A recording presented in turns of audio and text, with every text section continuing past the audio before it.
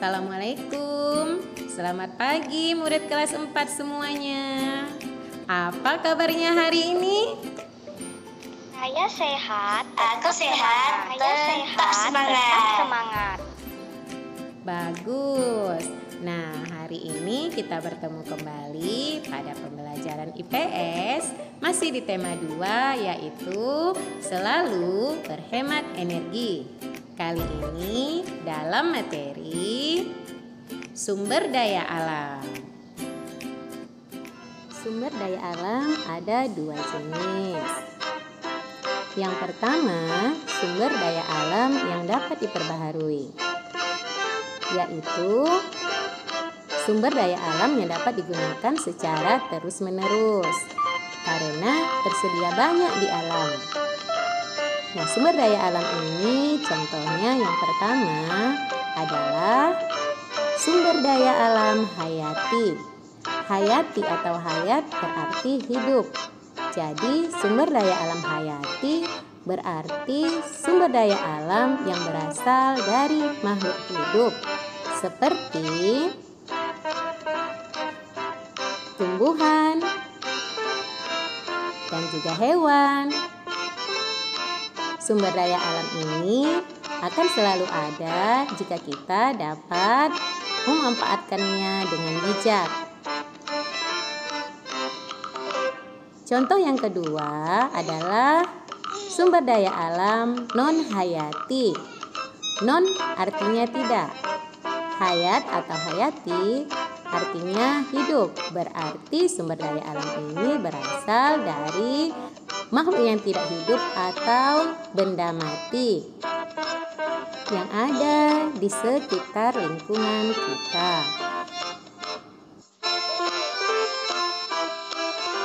Sumber daya alam ini merupakan ciptaan Tuhan yang banyak tersedia di alam dan sering kita manfaatkan dalam kehidupan sehari-hari, seperti air, tanah, udara, dan juga matahari. Kesemua sumber daya alam ini tersedia banyak di alam dan bisa kita perbaharui jika kita bijak dalam memanfaatkannya. Jenis sumber daya alam yang kedua adalah yang tidak dapat diperbaharui, yaitu sumber daya alam yang jumlahnya terbatas dan membutuhkan waktu jutaan tahun untuk menghasilkannya kembali.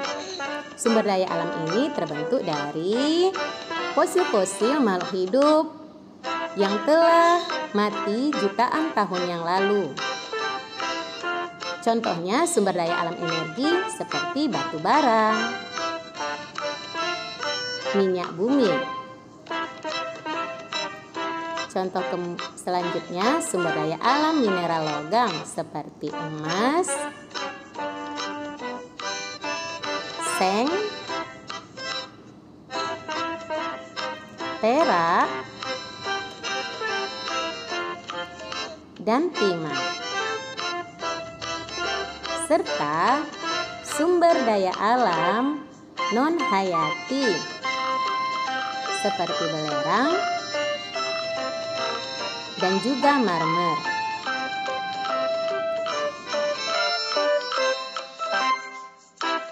Kita sering memanfaatkan sumber daya alam untuk memenuhi kebutuhan hidup kita sehari-hari.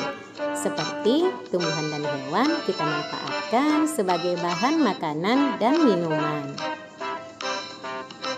Kemudian batu bara dan minyak bumi kita manfaatkan sebagai bahan bakar kendaraan. Sedangkan sumber daya alam logam seperti emas dan perak kita manfaatkan sebagai bahan pembuat perhiasan. Belerang biasanya kita manfaatkan sebagai bahan pembuat obat-obatan seperti untuk obat kulit.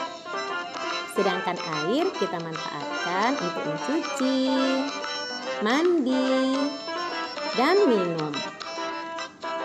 Sementara itu kulit hewan kita manfaatkan sebagai bahan pembuat pakaian, tas, dan juga sepatu.